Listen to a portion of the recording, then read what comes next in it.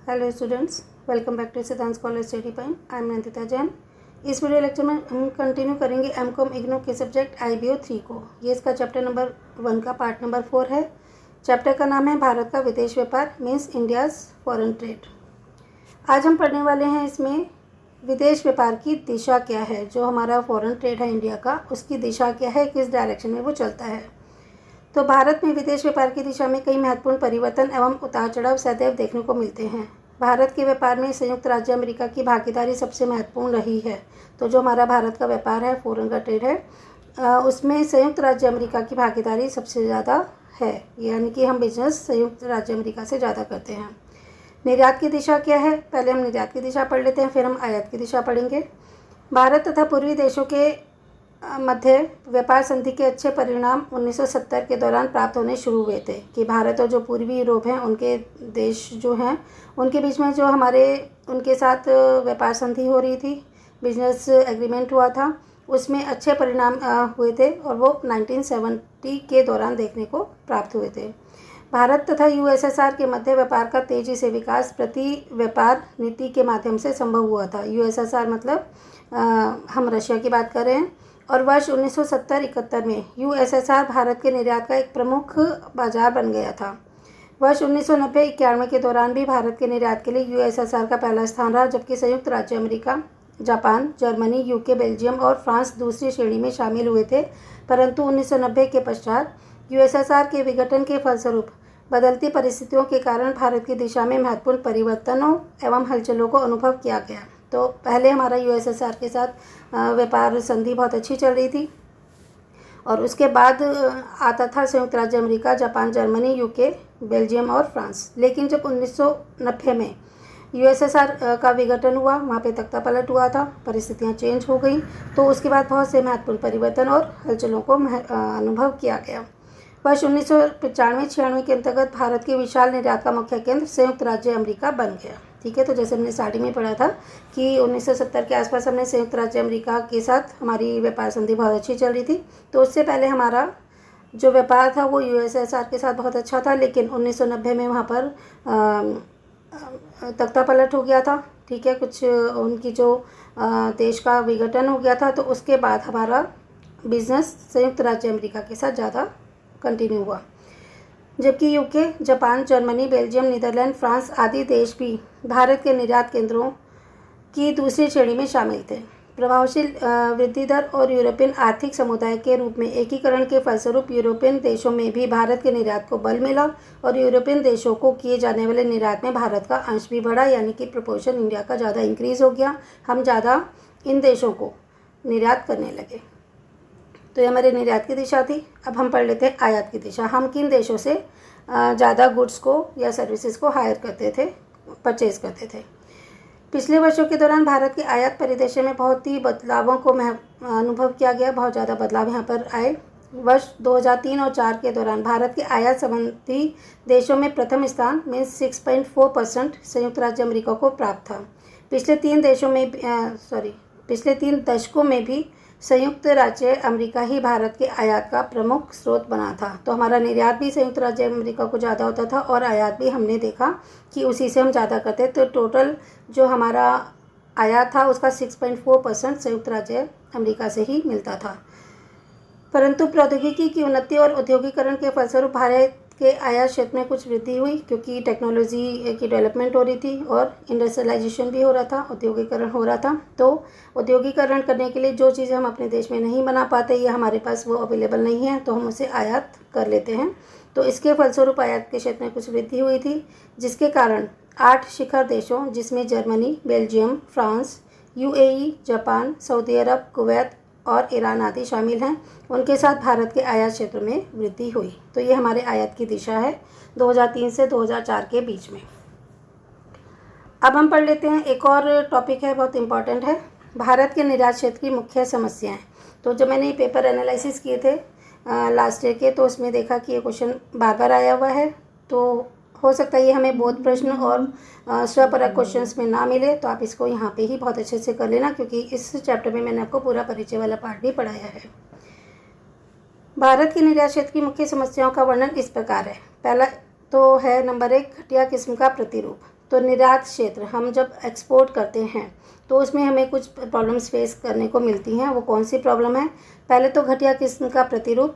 विदेशी बाजार में भारत निर्मित वस्तुओं की कोई अच्छी प्रतिष्ठा नहीं है, क्योंकि उनके हिसाब से जो वो और देशों से मंगवाते हैं और जो वो भारत से मंगवाते हैं, तो भारत का जो निर्यात है, तो निर्मित वस्तु जो हमारी होती हैं वो इतनी अच्छी नहीं है, वो थोड़ी सी घटिया किस्म की हैं। उनकी प्रतिष्ठा इतनी अच्छी नहीं है दूसरे देशों में, बल्कि इन्हें घटिया किस्म का संकेत माना जाते हैं। जबकि जापान, कोरिया, चीन आदि निर्मित वस्तुओं में विश्वसनीयता का बोध होता है। निर्यात किस्म नियंत्रण एवं निरीक्षण अधिनियम एवं अन्य नियंत्रण अधिनियमों के बावजूद इस क्षेत्र में पर्याप्त सुधार नहीं हुआ है।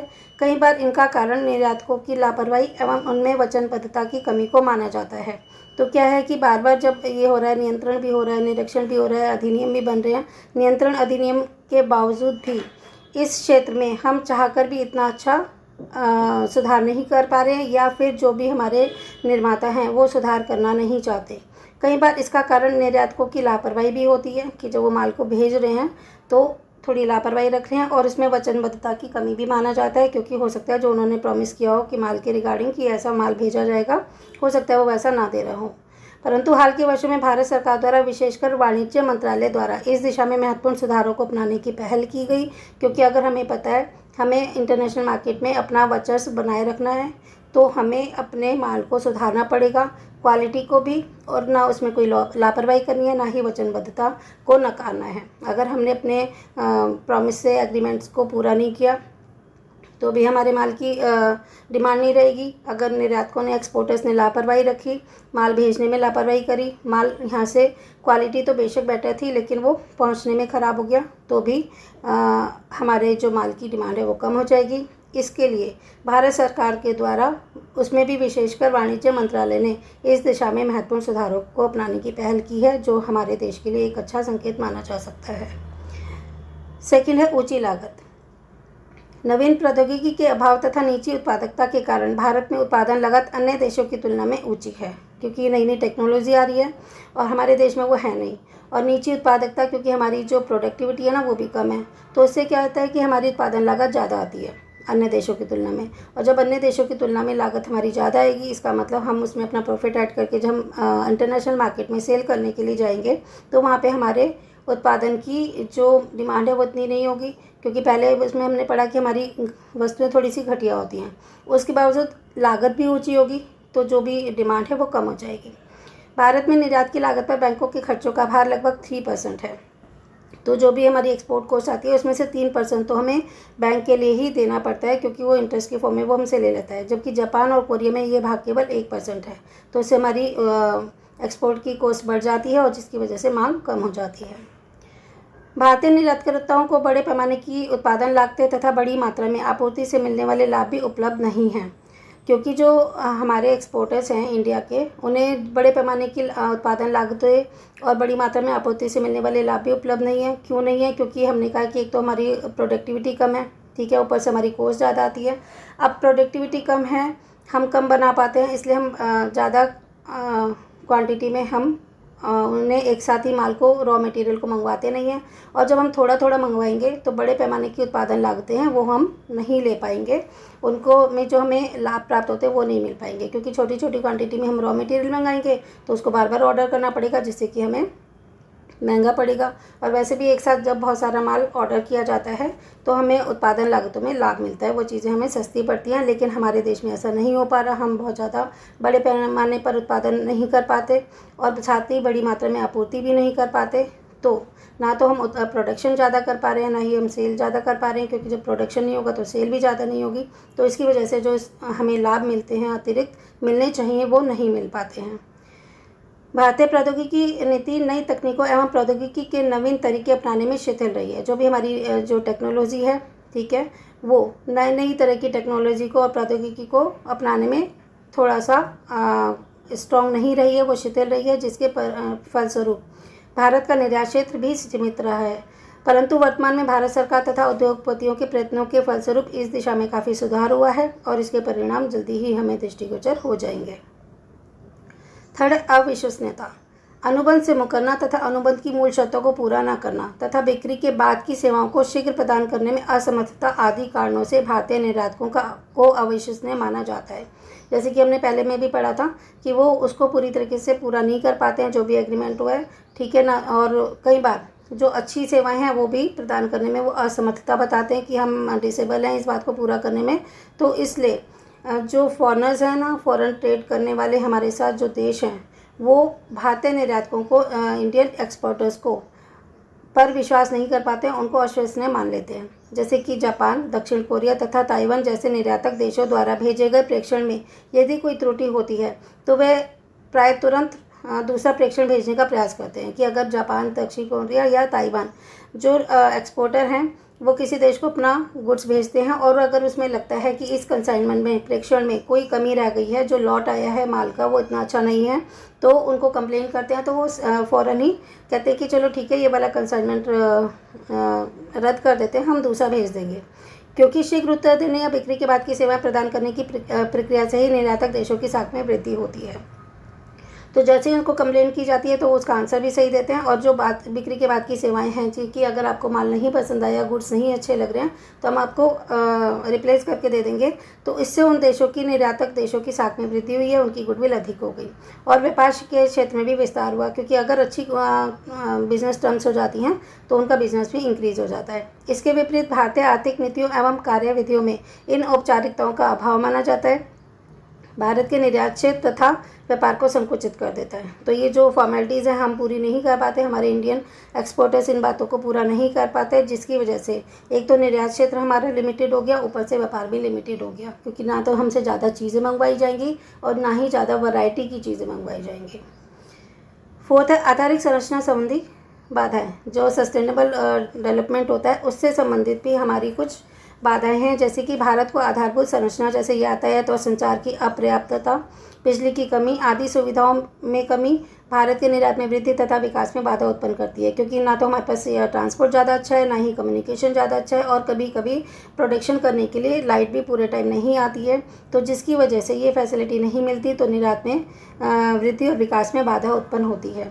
आधारभूत संरचना के शिथिल स्वरूप के कारण उत्पादन लागत में भी वृद्धि हो जाती है। अब क्योंकि हमारी आधारभूत संरचना इतनी अच्छी नहीं है, उसका शिथिल स्वरूप है, ढीला ढाला सा सिस्टम है, पूरा स्ट्रॉन्ग नहीं है, तो क्या होता है कि ट्रांसपोर्ट वगैरह, कम्युनिकेशन वगैरह में हमारी उत्पादन लागत बढ़ जाती है। अतः निर्यात के विकास एवं विस्तार के लिए भारत के आधारभूत ढांचे में परिवर्तन करना और आधुनिकीकरण को अपनाना बहुत आवश्यक है। क्योंकि अगर हम निर्यात करना चाहते हैं ज़्यादा क्वांटिटी में और उसको डेवलप करना चाहते हैं, तो हमारी जो सस्टेनेबल स्ट्रक्चर है ना, उसमें हमें चेंज करना पड़ेगा और हमें मॉडर्नाइजेशन को अडॉप्ट करना पड़ेगा, तभी हम इसमें सक्सेस हो पाएंगे। नेक्स्ट है व्यापार संबंधी सूचना तंत्र की अपर्याप्तता। वर्तमान समय में गतिशील विश्व बाजार में कुशल व्यापार एवं प्रतिस्पर्धा में सफलता प्राप्त करने के लिए विषयक एवं महत्वपूर्ण सूचना तंत्र का होना अति आवश्यक है। मीन्स जो हमारा इस समय जो प्रेजेंट टाइम है उसमें विश्व बाजार है बहुत तेज़ी से वृद्धि कर रहे हैं, वहाँ पे कुशल व्यापार है, प्रतिस्पर्धा बहुत ज़्यादा है, तो दूसरे देश इस चीज़ को बहुत अच्छे से अडॉप्ट कर पा रहे हैं। लेकिन हमारे यहाँ जो व्यापार संबंधी सूचना तंत्र है ना, वो पूरी तरह से परफेक्ट नहीं है, वो अपर्याप्त है। आज विश्व बाजार में e commerce means electric commerce, सब कुछ इंटरनेट के ज़रिए हो जाता है, जिसमें EID तथा इंटरनेट शामिल हैं, आदि की महत्वपूर्ण भूमिका है। परंतु विकसित देशों की तुलना में भारत की सूचना सुविधाओं में नवीनता एवं आधुनिकीकरण की कमी है, जिसके फलस्वरूप भारत को विश्व व्यापार की औपचारिकताओं की पूर्ति में अधिक समय लगता है। तो जो भी नेट की प्रॉब्लम है ना, हालांकि अब ऐसा नहीं रहा, अब हमारा इंटरनेट बहुत फास्ट है, और बल्कि ये कहते हैं कि दुनिया में सबसे फास्ट इंटरनेट आज की डेट में इंडिया में ही है।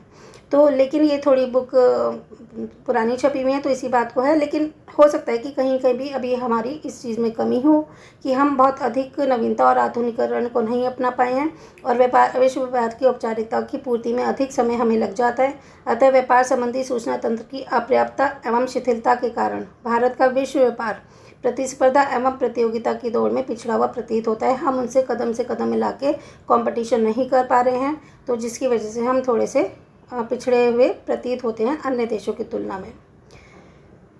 6 है आपूर्ति की समस्या। मीन्स जो प्रॉब्लम है सप्लाई की, वो वाली क्या प्रॉब्लम है? भारत अनेक वस्तुओं की पर्याप्त मात्रा में निरंतर एवं विविधीय आपूर्ति में सक्षम नहीं है। कि एक तो पर्याप्त तौर पर जितना भी हमारे ऑर्डर्स हमें मिलते हैं हम उसको पूरी तरीके से नहीं कर पा रहे और निरंतर भी नहीं कर पा रहे, और विविध आपूर्ति भी नहीं है, क्योंकि अगर किसी चीज़ का ऑर्डर मिलता है हो सकता है हमारे पास वो अवेलेबल ही ना होती हो, क्योंकि निर्यात के लिए केवल वे उत्पाद और पदार्थ शेष रह जाते हैं जो घरेलू बाजार में बिक्री के पश्चात बच जाते हैं। तो हमारे देश में क्या होता है कि पहले हम डोमेस्टिक मार्केट में अपनी सेल करते हैं, अगर कुछ बच जाता है तो ही हम ऐसे प्रोडक्ट को, ऐसे मटेरियल को एक्सपोर्ट करना चाहते हैं। सारांश रूप से भारत में निर्यात के उद्देश्य से उत्पादन नहीं किया जाता। तो बहुत कम ऐसी इंडस्ट्रीज़ हैं जो सीधा एक्सपोर्ट करने के उद्देश्य से ही माल को प्रोडक्ट करती हैं। नहीं तो क्या होता है कि वो प्रोडक्शन कर देती हैं, अगर यहाँ पे इंडिया में ही बिक गया डोमेस्टिक मार्केट में तो वेल एंड गुड, नहीं बिका तो वो एक्सपोर्ट करती हैं। तो एक होता है कि प्रोडक्शन को एक्सपोर्ट करने के हिसाब से बनाना, एक होता है कि जो बचा कुचा माल है उसको एक्सपोर्ट करना। अतः आधुनिक युग में भी भारत में निर्यात योग्य उत्पादन न करने की प्रवृत्ति विद्यमान है। जैसे हमारा पहले होता था ना कृषि में कि जो किसान है वो अपने खाने पीने के लिए वस्तुएं उगाता था, जो बचता था उसे मार्केट में बेचता था। अब क्योंकि ग्लोबलाइजेशन हो गया तो अब ये होता है कि पहले हम अपनी डोमेस्टिक मार्केट के लिए गुड्स बनाते हैं, जो बच जाते हैं उसे एक्सपोर्ट कर देते हैं, तो जिसकी वजह से हम दूसरे देशों के साथ अभी कंपटीशन नहीं कर पा रहे हैं। पॉइंट नंबर 7 है नगण्य उपस्थिति। नगण्य मतलब ना के बराबर। भारत निर्मित वस्तुओं एवं उत्पादों की विदेशी बाजार में नगण्य उपस्थिति पाई जाती है। यदि भारत की वस्तुओं को भारतीय नाम से बेचने के स्थान पर उन्हें विदेशी ब्रांड के नाम से बेचा जाता है तो अधिक मूल्य मिलने की संभावना होती है, अन्यथा विदेशी बाजार में भारत निर्मित वस्तुओं के लिए कोई महत्वपूर्ण स्थान नहीं है, क्योंकि अभी हम दूसरे देशों में इतनी अच्छी रेपुटेशन नहीं बना पाए हैं, जो कि हमने पूरे ऊपर के पॉइंट्स पढ़े हैं, उसकी वजह से हमारी रेपुटेशन इतनी अच्छी नहीं हुई कि इंडिया, मेड इन इंडिया लिखा हुआ टैग है तो हमारी बनाई हुई गुड्स की डिमांड होगी। तो कई बार तो विदेशी ब्रांड के नाम से ही उन्हें बेच दिया जाता है। इसका कारण शायद ये हो सकता है कि इन वस्तुओं में कई बार संसाधित किया जाता है, क्योंकि कई बार क्या होता है कि भाई गुड्स पसंद नहीं आए तो फिर वो या फिर कोई डिफेक्टिव है तो कई बार उसको चेंजेस किया जाता है। तो इंडिया के नाम से लोग बिजनेस नहीं करना चाहते, इंडिया के साथ बिजनेस नहीं करना चाहते, या फिर इनका पुनः सम्मेलन किया जाता है कि ख़राब चीज़ को दोबारा से ठीक कर दिया जाता है। तो कुल मिला के वस्तु भी घटिया हो जाती हैं और हमारी सस्टेनेबल डेवलपमेंट भी अच्छा नहीं है, ट्रांसपोर्ट भी अच्छा नहीं है, इंटरनेट की फैसिलिटी भी नहीं है और बिक्री के बाद की सुविधाएं भी हमें नहीं दे रहे हैं, हम नहीं दे रहे हैं उन लोगों को। इसलिए हमारी स्थिति विश्व में नगण्य के बराबर है, ना के बराबर है। हमसे कोई या तो बिज़नेस करना नहीं चाहता और कर भी लेता है तो हमारे जो एक्सपोर्ट है कई बार एक्सपोर्टर्स दूसरे ब्रांड का नाम लगाकर बेचते हैं, तो जो और भी गलत बात है। नेक्स्ट है अनिश्चितताएं, कार्यप्रणाली जटिलताएं और तथा संस्थागत कठोरता। भारत की व्यापारिक नीति व्यवस्था की एक और कमी है कि हमारी भविष्य एवं प्रोत्साहन संबंधी योजनाएं एवं नीतियां अनिश्चित हैं। ना तो हम फ्यूचर के लिए कोई इंक्रीजमेंट प्लानिंग करते हैं, ना ही पॉलिसीज़ बनाते हैं। ये सब अनिश्चित है, बन गई तो बन गई और नहीं बनी तो नहीं बनी। इसमें स्थायित्व की कमी है। यद्यपि स्थायित्व के लक्ष्य को प्राप्त करने के उद्देश्य से आयात निर्यात नीति को पंचवर्षीय बनाया गया है कि हम हर 5 साल में अपनी नीतियों का देखेंगे, हम 5 साल के लिए नीतियाँ बनाएंगे, फिर देखेंगे कि क्या उसका एनालाइज करके कि हम कितना फुलफ़िल कर पाए हैं, और जिसको फुलफ़िल नहीं कर पाए उसको अगली और पंचवर्षीय योजना में और बेटर बनाने की कोशिश करेंगे। फिर भी ऐसा करने के बाद भी आयात निर्यात नीति में हर वर्ष बड़ी संख्या में संशोधन किए जाते हैं। हालांकि जो पॉलिसी बनाते हैं हम इंपोर्ट एक्सपोर्ट की 5 साल के लिए बनाते हैं, लेकिन फिर भी हम उस लक्ष्य को पूरा नहीं कर पा रहे तो फिर हमें बार बार उसमें करेक्शंस करने पड़ते हैं। वास्तव में अधिकांश व्यापारिक कार्यविधियों एवं प्रलेखन संबंधी औपचारिकताओं को सरकारी अधिकारियों द्वारा अपनी निजी आवश्यकता के अनुरूप निर्धारित किया गया है। तो देखा जाए तो जो हमारी व्यापारिक कार्यविधियाँ हैं और प्रलेखन है, जो रिपोर्ट्स हैं, उन औपचारिकताओं को, उन फॉर्मेलिटीज़ को सरकारी अधिकारियों के द्वारा, जो भी गवर्नमेंट के ऑफिसर्स होते हैं, उनकी अपनी प्राइवेट नीड्स के अकॉर्डिंग ही निर्धारित किया जाता है। हर कोई जो सरकारी ऑफिसर है वो अपने हिसाब से पॉलिसीज़ को बनाते हैं। अतः इस दिशा में सुधार हेतु व्यापार संबंधी प्रलेख एवं कार्यविधि एवं औपचारिकताओं को सरल और कारगर बनाने की आवश्यकता है। अगर हमने इस दिशा में किस दिशा में सुधार हेतु व्यापार संबंधी प्रलेख और कार्यविधि और औपचारिकताओं की दिशा में हमने अगर उसको सरल और कारगर नहीं बनाया तो शायद हम विश्व बाजार में अपनी रेपुटेशन काफ़ी लंबे समय तक नहीं ला सकते, जब तक कि हम इस पर अधिक से अधिक कार्य ना करें। तो ये थी हमारी भारत के निर्यात संबंध की मुख्य समस्याएं। तो जैसे पहले था घटिया किस्म का प्रतिनिधि रूप, फिर है ऊंची लागत, फिर है अविश्वसनीयता, आधारिक संरचना संबंधी बाधाएं, व्यापार संबंधी सूचना तंत्र की अपर्याप्तता और आपूर्ति की समस्या, नगण्य उपस्थिति और अनिश्चितताएं, कार्यप्रणाली जटिलताएं और संस्थागत कठोरता। ये बहुत इंपॉर्टेंट क्वेश्चन है, पेपर में 2-3 बार आया हुआ है, तो आप इसे अच्छे से पढ़िएगा। अब हम नेक्स्ट वीडियो में करेंगे इसके कॉम्प्रिहेंसिव क्वेश्चंस, वो एक लेक्चर में ख़त्म हो जाएंगे और इसके बाद 2 लेक्चर्स में हमारे सेल्फ असेसमेंट वाले क्वेश्चन होंगे। तो वीडियो को देखते रहिए और अपनी पढ़ाई को करते रहिए। Thanks for watching.